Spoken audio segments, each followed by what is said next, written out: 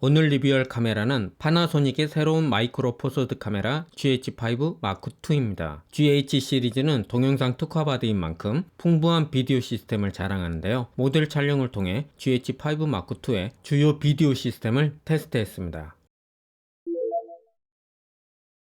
저는 GH5를 사용해보지 않아서 GH5 마크2와 비교 리뷰는 어려운 점 먼저 말씀드립니다. GH5 마크2의 센서는 유효 화소 2330만 픽셀의 마이크로 포서드 센서이며 최대 해상도 4992 곱하기 3744의 6K 아날모픽을 비롯해 4K 아날모픽, 시네마 4K, 풀 HD 등 무려 47개의 멀티 비디오 포맷을 지원합니다. 컨테이너에 따라 MP4는 9개, 촬영이 주로 사용될 MOV는 38개인데요. 개수가 너무 많기 때문에 MOV 중에서 몇 개를 골라 비교했습니다. 먼저 풀 HD입니다. 풀 HD 24프레임 레이트 420 8비트 롱 GOP. 풀 HD 부티지를 4K 시퀀스에서 편집했기 때문에 2배 확대된 걸 감안하더라도 준수한 해상력을 보여줍니다. 원본 해상도는 이만한데 4K 시퀀스에 맞추니까 2배 확대됐어요. 풀 HD 24프레임 레이트 422 10비트 롱 GOP. 이건 역시 해상력이 준수한 편이에요. 420이든 422든 8비트든 10비트든 육안으로는 차이가 없어 보이지만 컬러 그레이딩을 하거나 합성을 위해 키잉이나 마스킹을 할 때 차이가 분명해집니다. 특히 10비트는 로고 촬영에 있어 아주 중요한 기준입니다. 풀 HD 24프레임 레이트 422 10비트 인트라 프레임. 인트라 프레임인 만큼 비트레이트가 200Mbps. 이전 푸티지의 2배죠. 하지만 지금처럼 정적인 촬영에서는 비트레이트에 따른 화질 차이가 확 느껴지진 않습니다. 인트라 프레임 푸티지는 모든 프레임이 키프레임인 덕분에 압축률이 더 높은 롱 GOP 푸티지에 비해 원활한 편집이 가능한데요. 타임라인에서 스크러빙을 할 때 버벅일 확률이 현저히 줄어듭니다. 대신 더 많은 비트레이트가 필요해요. 이제부터 4K 포맷입니다. 4K 포맷이 가장 다양해요. 4K 24프레임 레이트 420 8비트 롱 GOP. 4K 카메라의 기본 포맷이죠. 두 푸티지 모두 비트레이트 100Mbps로 동일하지만 당연히 4K 푸티지의 해상력이 훨씬 뛰어납니다. 머리카락 디테일 차이를 보세요. 422 10비트 롱 GOP. 제가 4K 촬영을 할 때 기본값으로 사용하는 4K 포맷입니다. 2배 확대하더라도 디테일이 잘 유지됐습니다. 422 10비트 인트라 프레임. 앞서 얘기한 것처럼 움직임이 크지 않은 영상에서는 롱 GOP나 인트라 프레임이나 육안으로는 화질 차이를 구분하기는 어렵습니다. 하지만 후반 편집 시 비디오 레이어를 여러 개 쌓아놓고 합성을 하거나 컬러 그레이딩을 한다면 인트라 프레임으로 촬영하는 게 좋습니다. 훨씬 덜 버벅이니까요.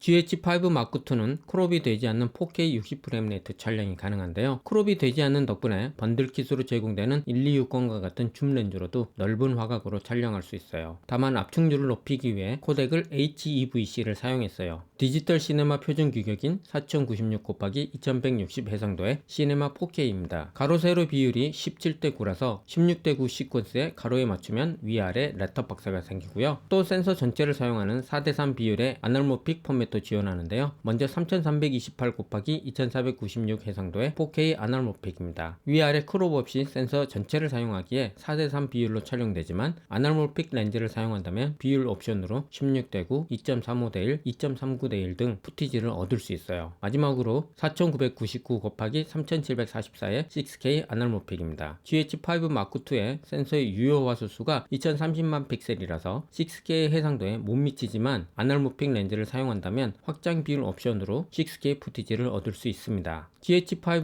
마크2에는 S 시리즈의 주요 기술들이 상당 부분 이식됐어요. 그 중 하나가 픽셀2 픽셀이죠. 화면 상단에 풀이 보이죠? 현재 비디오 이미지 영역이 풀이에요. 영상 촬영 시 이용되는 센서의 범위인데 이걸 픽셀 투 픽셀로 변경하면 4K 해상도만큼 센서를 1대1 픽셀 매칭으로 크롭합니다. 이건 디지털 줌이 아니라 센서를 물리적으로 크롭한 거라서 화질 손상 없이 1.35배 확대된 망원 효과를 얻을 수 있어요. 풀 HD에서 픽셀 투 픽셀 효과가 더욱 드라마틱해요. 현재 비디오 이미지 영역이 풀이죠. 픽셀 투 픽셀로 변경하면 완전 당겨진 2.6배의 망원 효과를 얻을 수 있습니다. GH5 마크2에는 총 16개의 사진 스타일이 있습니다.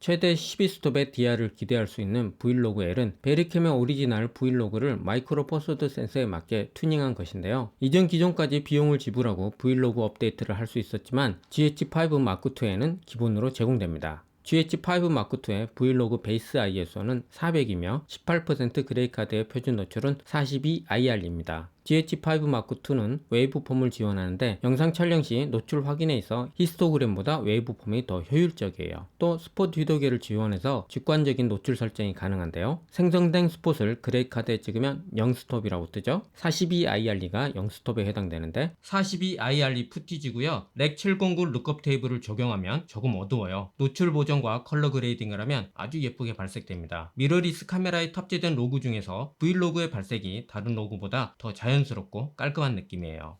이번엔 원스톱 노출 오버 푸티지예요. 마찬가지로 렉 709 룩업 테이블을 적용했고 그닥 어둡지 않아서 노출 보정을 간단히 하고 컬러 그레이딩을 했어요. 섀도우에 컬러 노이즈가 없는 깨끗하고 예쁜 발색이에요. 투스톱 노출 오버를 했어요. 렉 709 룩업 테이블을 적용하면 노출이 적당해 보여서 소수한 노출 보정에 컬러 그레이딩을 했습니다. 투스톱 노출 오버 됐지만 눈에 띄는 하이라이트 클리핑은 보이지 않습니다. 63IRE 3스톱 노출 오버 푸티지예요. 렉 709 룩업 테이블을 적용하면 많이 밝아져서 모델 얼굴의 이마, 콧 등 광대 부분이 클리핑돼 보입니다. 노출 보정을 했지만 클리핑된 부분은 복원되지 않아요. 데이터가 없으니까요.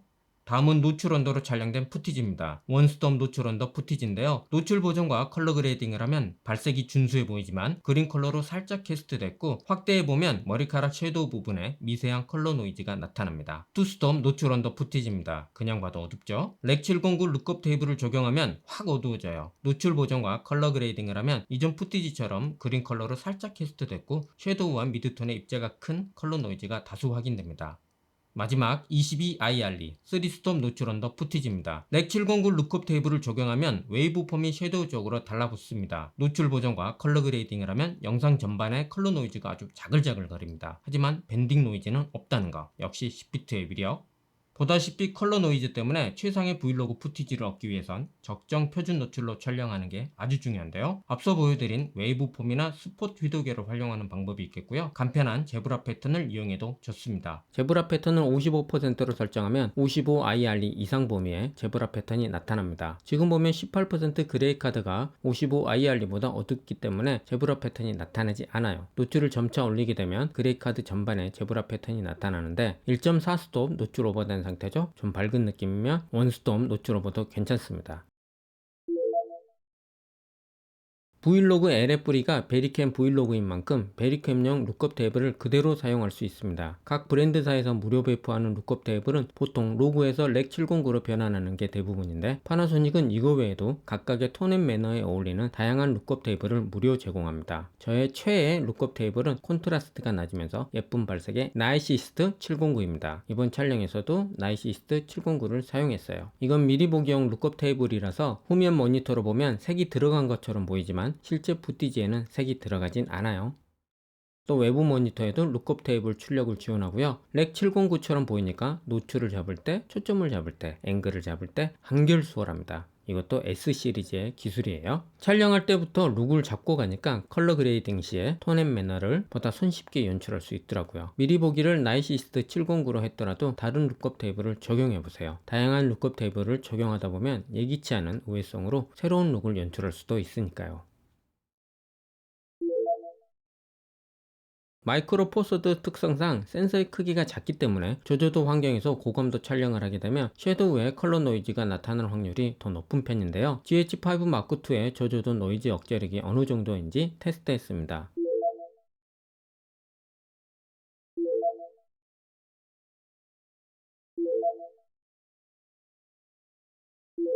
ISO 1000이 되면 섀도우에 자잘한 컬러 노이즈가 나타나기 시작해요. 이후 ISO가 올라갈수록 컬러 노이즈량도 점차 늘어나게 됩니다.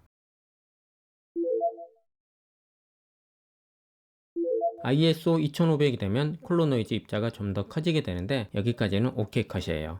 노이즈 정도에 따라 ISO 3200 푸티지를 사용할 수도 있을 것 같아요. 하지만 ISO 4000부터는 편집에 사용하기 어려운 푸티지입니다.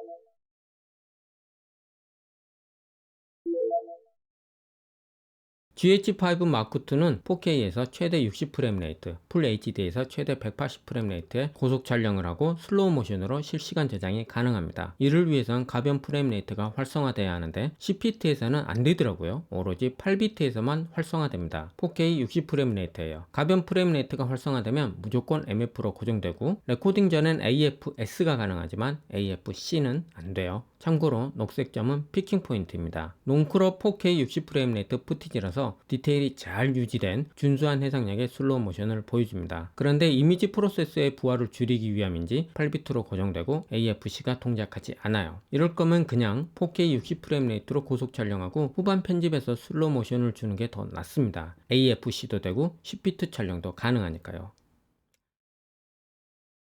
풀 HD에서는 최대 180프레임 레이트의 가변 프레임 레이트 촬영이 가능하지만 4K와 마찬가지로 8비트에서만 활성화되고 AFC는 동작하지 않습니다. 좌측부터 120, 150, 180 프레임 레이트 푸티지인데요. 비트레이트가 200Mbps로 동일하기 때문에 프레임 레이트가 높을수록 화질이 떨어져 보일 수밖에 없습니다. 그리고 셔터 스피드를 초가 아닌 개각도 180도로 설정하면 어떤 프레임 레이트든 셔터 스피드가 프레임 레이트 곱하기 2분의 1초가 되기 때문에 48 프레임 레이트라면 셔터 스피드는 96분의 1초가 되는 거죠. 프레임 레이트가 바뀌더라도 셔터 스피드를 일일이 바꿀 필요가 없어요. GH5 마크2의 MF와 관련해서 재미있는 기능이 있어요. 초점 전환이 그것인데요. 카메라와 피사체 간의 거리가 정해져 있을 때 MF 상태에서 초점 전환이 이루어지는 기능입니다. 초점 전환을 선택하면 포커스 풀 설정이 나오는데 이게 팔로우 포커스 기능이에요. 세 구간을 설정할 수 있어요. 1번 구간을 설정하고 AF ON 버튼을 누르면 MF에서 순간 AF-S로 초점이 맞으며 원거리 설정이 됩니다.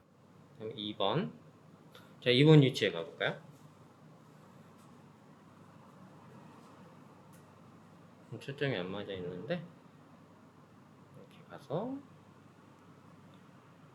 적용 AF 정렬 적용 1번 2번 위치에 맞춰졌어요.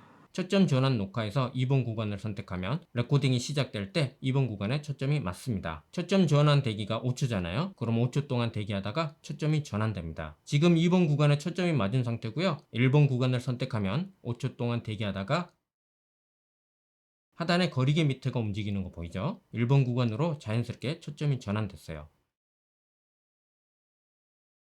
당연히 반대의 경우에도 초점 전환이 가능하고요.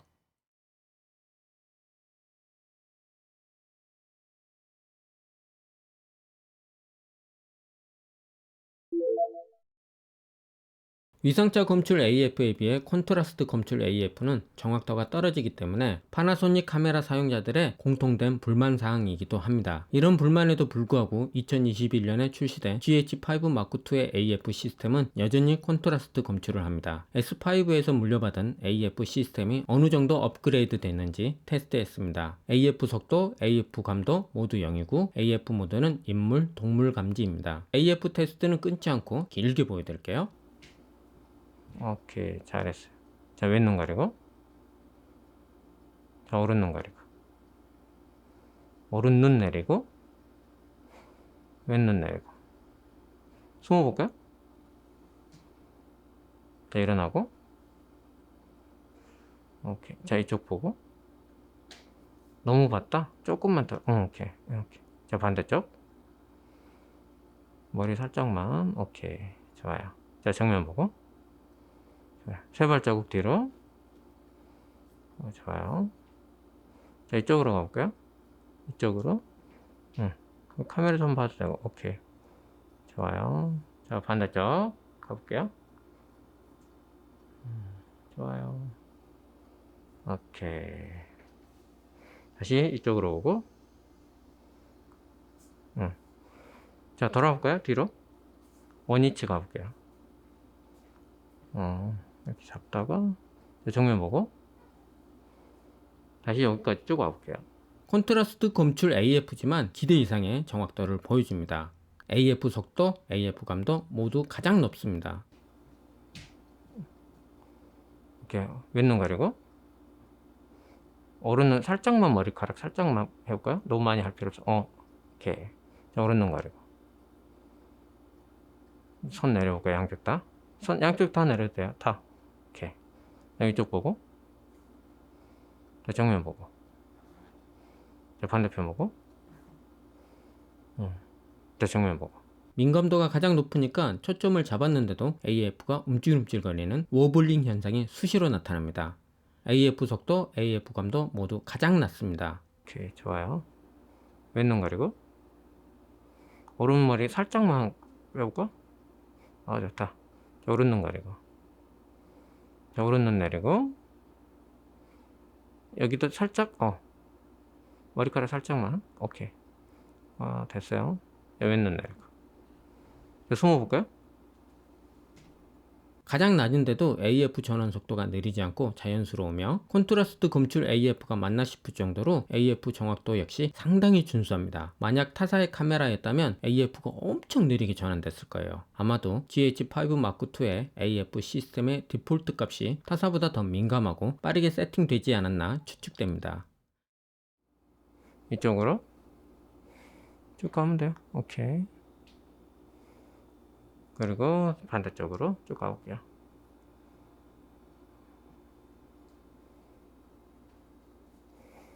가운데쯤으로. 오케이. 자, 뒤로 돌고 원위치 가볼게요. 자, 다시 앞에 보고. 자, 빠르게 가볼까요?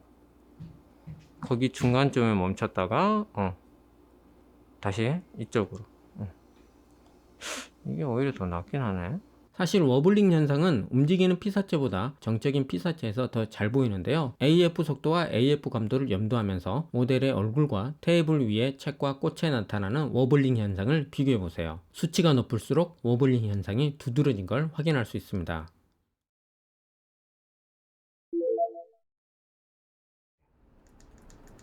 뭐가 흔들리죠? 네. 이게 센서가 움직이면서 흔들림 보정해주는 기능이거든요. 최대 6.5 스탑 보정을 해줘요. 뭔지 아세요? 아니요?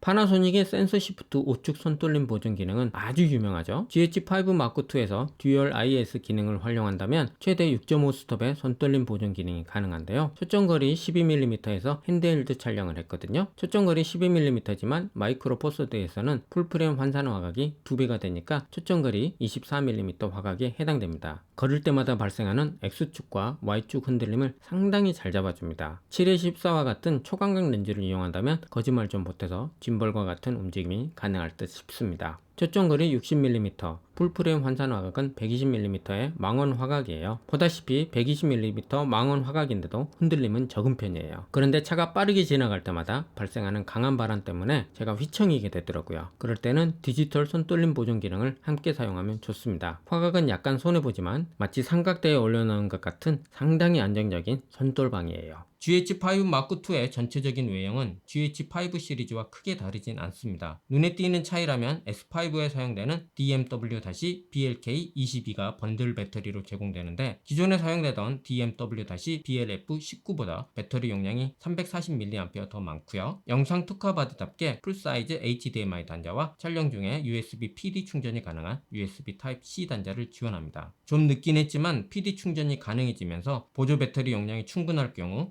128GB 메모리가 가득 찰 때까지 레코딩을 해도 배터리를 교체할 필요가 없었어요. UHS-2 호환 듀얼 SD 카드 슬롯을 지원하고요. 레코딩이 시작되면 카드 액세스 표시 등이 깜빡거립니다. 그런데 카드 도어를 닫으면 안 보여요. 이걸 왜 안에다 해놨을까요? 물론 S 시리즈처럼 적색 레코딩 프레임이 표시돼서 레코딩 유무를 확인하는 데는 어려움이 없습니다. 터치 AF와 터치 메뉴를 지원하는 후면 3인치 LCD는 184만 도트로서 시인성이 상당히 높은 편이고 S 시리즈의 메뉴 UI가 적용되면서 이전 세대 메뉴 UI보다 더 정돈이 됐습니다. 제가 GH5 M2를 쓰면서 놀랐던 점은 2021년인데도 고집스럽게 콘트라스트 AF 검출을 한다는 거고, 더 놀랐던 점은 그 고집스러움으로 콘트라스트 검출 AF에 정점을 찍었다는 거예요. 기본 세팅이 민감한 편이라서 저는 AF 속도와 감도를 모두 가장 낮게 해서 사용 중인데 워블링 때문에 초점이 문제된 경우는 한 차례도 없었습니다. 그리고 마이크로 포스드 특성상 센서의 크기가 작다 보니까 저조도 촬영에서 컬러 노이즈가 발생할 확률이 높거든요. 때문에 S 시리즈처럼 듀얼 네이티브 ISO가 지원됐다면 어떨까 하는 아쉬움이 남습니다. GH5에 브이로그를 기본 제공하고 S 시리즈의 주요 기능이 탑재된 카메라가 GH5 M2라 할 수 있는데요. 기존에 10만원대로 판매되던 브이로그를 무료로 제공하는 건 아주 칭찬해요. 왜냐하면 보통 후속작의 가격이 전작과 비슷하거나 높기 마련인데 새로운 기능이 추가되고 또 브이로그를 기본 제공하는데도 GH5의 출시가보다 40만원 이상 더 저렴하거든요. 이 성능에 이 가격, 사실 가성비가 GH5 마크2의 가장 큰 메리트죠. 그럼에도 불구하고 제가 몇 가지 단점을 얘기한 건 파나소닉이 신기술 적용에 있어 상당히 후한 브랜드이기 때문이에요. 이왕이면 이것까지 해줬으면 하는 바람인 거죠. 오늘은 여기까지입니다. 고맙습니다.